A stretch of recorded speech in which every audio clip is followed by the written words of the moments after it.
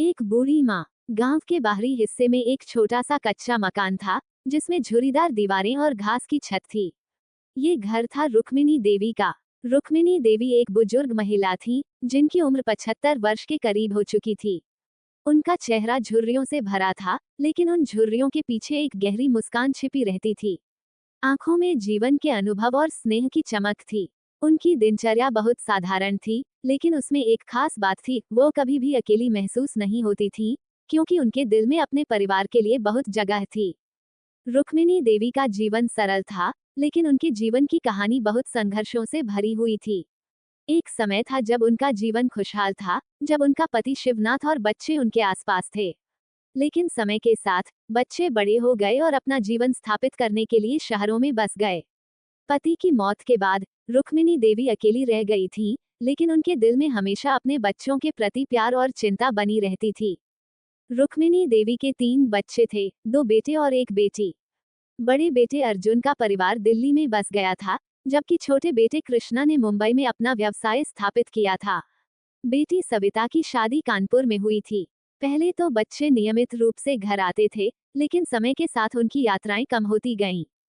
रुक्मिणी देवी ने कभी अपने बच्चों से शिकायत नहीं की।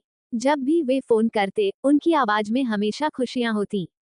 कैसा है बेटा, तुम ठीक हो ना, वो हमेशा पूछती। कभी कभी वो बच्चों के बारे में सोचती और उनके लिए प्रार्थना करती, लेकिन कभी भी खुद को कमजोर नहीं समझा। उनके पास एक पुरानी तस्वीर थी, जिसमें उनके बच्चे छोटे थे, और वह तस्वीर उन्हें अपनी अकेली रातों में सहारा देती थी। उनकी दिनचर्या में अब ज्यादा बदलाव नहीं आया था। वह दिन में कुछ काम करती, जैसे बगीचे में काम करना, घर के पुराने कपड़े धोना और सूप बनाना। उनका जीवन बहुत सादा था, लेकिन उनके चेहरे पर कभी भी तनाव या चिंता नहीं दिखाई देती थी। वह अपनी हर सुबह में सूर्य की किरणों में आशीर्वाद ढूंढती और हर रात चांद की चांदनी में शांति महसूस करती। वक्त बीतने के साथ रुक्मिणी देवी को यह एहसास हुआ कि उनके बच्चे व्यस्त हो गए थे। अर्जुन को बड़े ऑफिस का काम और घर की जिम्मेदारियां उलझाए हुए थी। कृष्णा को अपने व्यापार का तनाव था, और सविता को अपने बच्चों और घर की देखभाल में समय बीतता था। बच्चों के जीवन में बहुत बदलाव आ चुका था, और रुक्मिणी देवी का जीवन उतना ही स्थिर और नीरस होता जा रहा था। एक दिन अर्जुन ने फोन पर कहा, माँ, अब आप अकेली क्यों रहती हैं? हम सब आपको यहाँ बुला लेते हैं, दिल्ली में आपके लिए अलग से एक कमरा तैयार करवा देंगे। लेकिन रुक्मिणी देवी ने झट से जवाब दिया, नहीं बेटा, मैं यहीं ठीक हूँ। मेरे पास यहाँ मेरी धरती, मेरा गांव और मेरे पुरखे हैं। ये सुनकर अर्जुन को थोड़ी चिंता हुई, लेकिन वह जानता था कि उसकी माँ अपनी जड़ें छोड़ने के लिए तैयार नहीं थी। वह अपने जीवन में संतुष्ट थी, हालांकि वह चाहती थी कि उनके बच्चे उनसे ज्यादा समय बिता सकें। एक दिन गांव में एक भयंकर आंधी आई। घर के आसपास के पेड़ गिर गए, और कच्चे घर की छत को भी नुकसान हुआ।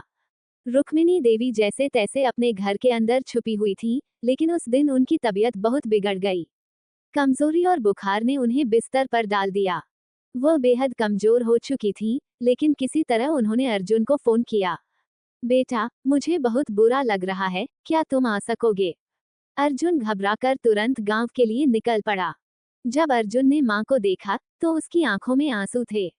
माँ, तुम इतनी अकेली क्यों रहती हो? अर्जुन ने कहा। रुक्मिणी देवी मुस्कुराते हुए बोली, बेटा, मैं अकेली नहीं हूँ। मेरे पास मेरे गांव के लोग, मेरी यादें और तुम सबका प्यार है। लेकिन तुम सबका अपना जीवन है, तुम्हें आगे बढ़ना है। मैं जानती हूँ कि तुम लोग मेरी परवाह करते हो। अर्जुन ने अपने माँ की हालत को देखते हुए फैसला लिया कि वह अब अपनी माँ को अकेला नहीं छोड़ सकता।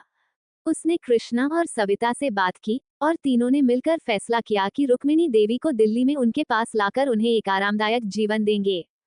जब रुक्मिणी देवी को ये बताया गया, तो वह थोड़ी झिझकी। क्या तुम सबको सही लगता है?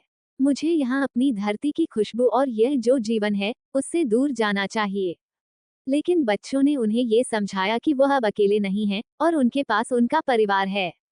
ये सब सोचकर रुक्मिणी देवी अंततः राजी हो गईं। रुक्मिणी देवी को दिल्ली में उनके बच्चों के पास लाकर उनका जीवन बदल गया। उन्होंने धीरे धीरे शहर के जीवन को अपनाया। दिल्ली के महलों और भीड़ भाड़ में उन्हें पहले तो घबराहट हुई, लेकिन समय के साथ वह नए माहौल में घुल मिल गईं। उनके बच्चों ने उनके लिए एक आरामदायक कमरा तैयार किया था, जहां वह अपनी सारी दिनचर्या आराम से कर सकती थीं। वह अब अपने बच्चों के पास थी और उनका दिल खुश था। बच्चे भी अपने जीवन में बदलाव तो लाए थे, लेकिन अपनी माँ के लिए समय निकालना कभी नहीं छोड़ा।